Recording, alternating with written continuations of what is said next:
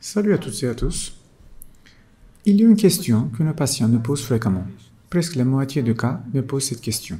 Ils me demandent, docteur, la taille de mon pénis est-elle normale ou suffisante? Alors, voilà le truc.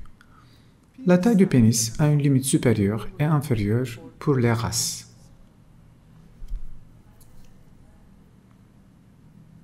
Par exemple, en ce qui concerne les Turcs, je suis tombé sur des chiffres dans certains articles scientifiques. Soyons clairs, je ne me souviens pas quels articles de quel magazine, mais la taille d'un pénis en érection qui tourne autour de 10 et 18 cm est considérée comme normale. 9-10 cm est considéré comme la limite inférieure et 17-18 comme la limite supérieure. Maintenant, c'est normal pour notre peuple. Mais que font parfois les patients? Ils regardent des films pour adultes, ils y voient des Afro-Américains. Waouh, le gars a une taille de pénis de 20 cm, ils le jalousent. Mais c'est pas quelque chose de correct. Pourquoi la taille du pénis de la race noire est-elle grande? Pourquoi la longueur du pénis des peuples d'Extrême-Orient est-elle courte?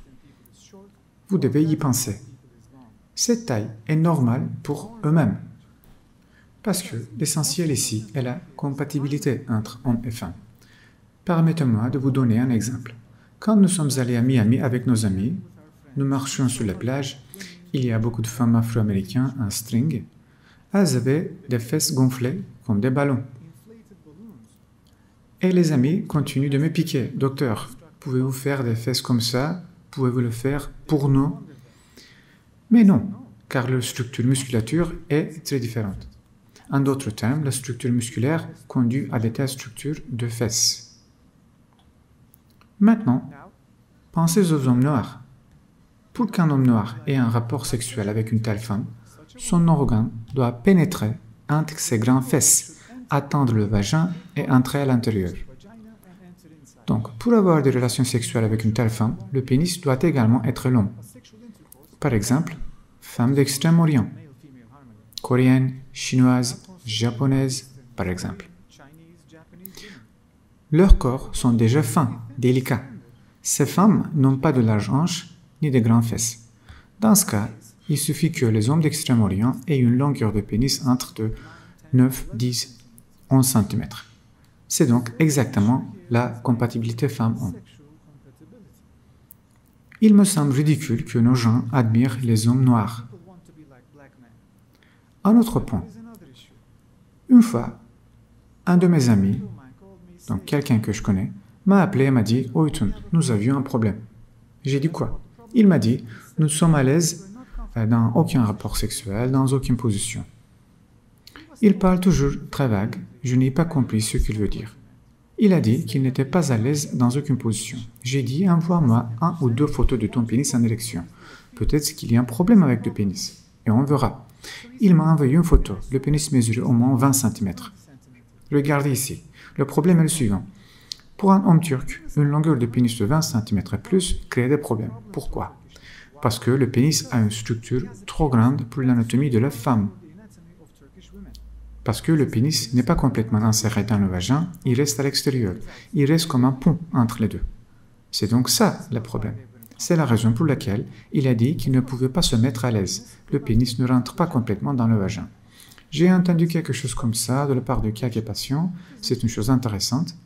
Le patient me dit « Docteur, j'ai un ami. Son pénis est très long, plus de 20 cm. Il a trouvé une solution à ce problème. Il dit qu'il attachait un mouchoir au milieu du pénis. Ce mouchoir était un frein pour qu'il ne le force pas à pénétrer davantage. J'ai aussi entendu cela d'autres personnes. Si la taille du pénis est supérieure à 20 cm, c'est aussi un problème. Donc, ce n'est pas une chose à laquelle on aspire. Pour notre peuple, une taille entre 10 et 18 cm est extrêmement normale. Il faut se contenter d'un pénis entre 13 et 14 cm, 17 cm. Mais voici le truc. Physiquement, une taille entre 10 et 18 cm, c'est normal, mais l'un des premiers cas de pénis qui m'est venu il y a de nombreuses années disait cela. Ce mec avait un rapport sexuel avec une escort girl, puis il a demandé à la fille « Tu as probablement rencontré beaucoup d'hommes. Que dis-tu de la taille de mon pénis ?» Est-elle suffisante? Pourrais-je satisfaire ma femme si je me marie? La réponse de la fille était la suivante. La taille de ton pénis est normale.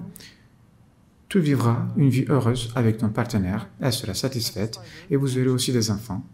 Mais il faut satisfaire les yeux aussi.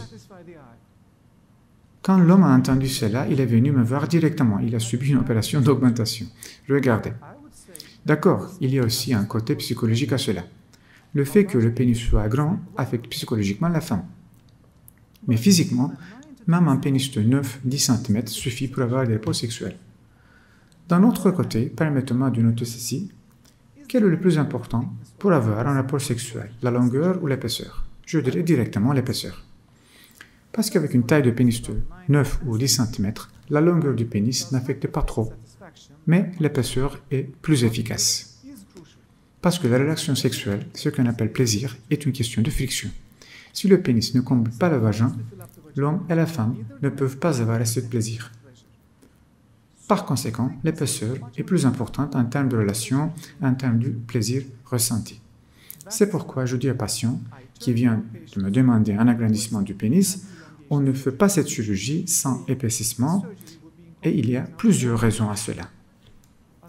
D'abord, il y aura un effondrement à la base du pénis. Si on fait un allongement seulement, il est nécessaire de le combler. De plus, l'allongement sera de 2 cm. Autrement dit, si vous faites l'allongement seul, le patient ne serait pas satisfait. Il n'y aura plus de plaisir dans une relation, que ce soit pour la femme ou pour l'homme. Par conséquent, l'épaississement doit également être effectué. En d'autres termes, pour que le patient et son partenaire soient satisfaits, l'opération doit nécessairement être réalisée en même temps que l'épaississement. Augmenter la longueur de 2 cm peut être psychologiquement impressionnant, mais d'un point de vue physique, à mon avis, ce ne serait pas aussi efficace que l'épaississement. Alors, si vous me demandez de choisir entre la longueur et l'épaisseur, je dirais que l'épaississement est plus important d'un point de vue sexuel. Et comme je l'ai dit, c'est pas bien d'avoir un pénis de plus de 20 cm. C'est pas bien non plus d'avoir excessivement épais. Certaines cliniques rendent le pénis excessivement épais car elles ne font pas d'allongement. Alors, qu'est-ce qui se passe-t-il? C'est comme une boîte. Donc, le patient ne peut pas coucher avec une femme. Ça ne sert à rien. Il ne faut pas exagérer. Alors, un pénis de 20 cm ou plus n'a pas beaucoup d'avantages, c'est-à-dire pour les hommes. Bien sûr, si vous n'allez pas avoir des rapports sexuels avec une femme afro-américaine. Enfin, permettez-moi de noter ceci. Les cas de micropénis.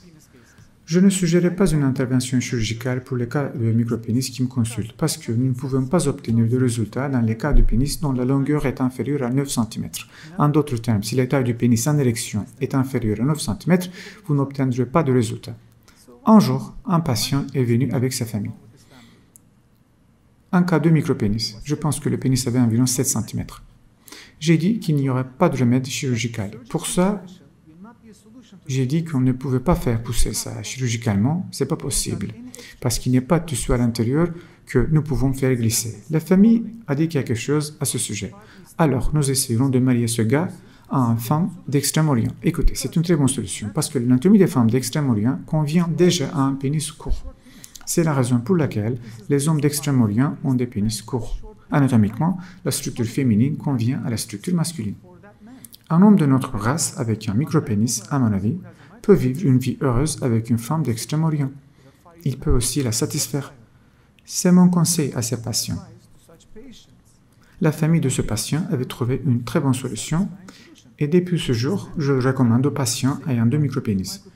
Je pense qu'ils vivront une vie douce et heureuse avec une femme d'Extrême-Orient, une Coréenne, une Japonaise, une Chinoise. Je ne peux pas dire grand-chose à ce sujet. C'est à peu près tout. Normalement, la taille du pénis des patients que nous avons opérés est comprise entre 12 et 15 cm. Oui, il est utile de fournir 2 cm d'allongement, bien sûr. Comme je l'ai dit, psychologiquement, c'est très utile. De plus, si vous faites l'allongement et l'épaississement ensemble, ce sera efficace à la fois psychologiquement et physiquement. Le patient et son partenaire seront satisfaits. C'est pourquoi la satisfaction des patients est élevée. Mais comme je l'ai dit, ne me venez pas avec des rêves aussi fous en disant que vous voulez gagner 10 cm en longueur. Même si nous pouvions le faire de toute façon, ce ne serait pas un bon résultat. En d'autres termes, un pénis de plus de 20 cm ne crée que des problèmes pour les Turcs. Merci d'avoir regardé et j'espère que vous pourrez regarder les autres vidéos aussi.